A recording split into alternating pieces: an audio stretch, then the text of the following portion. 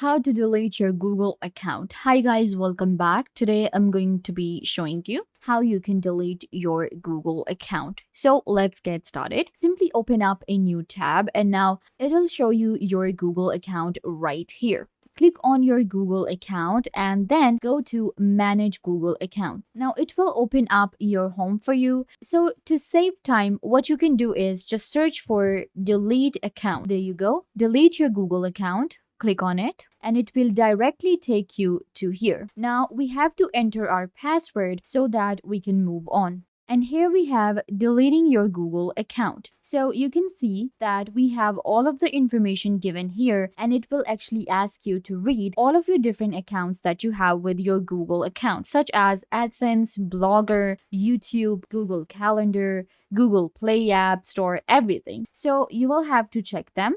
And then you can just simply click on delete account and you will be able to permanently delete your account.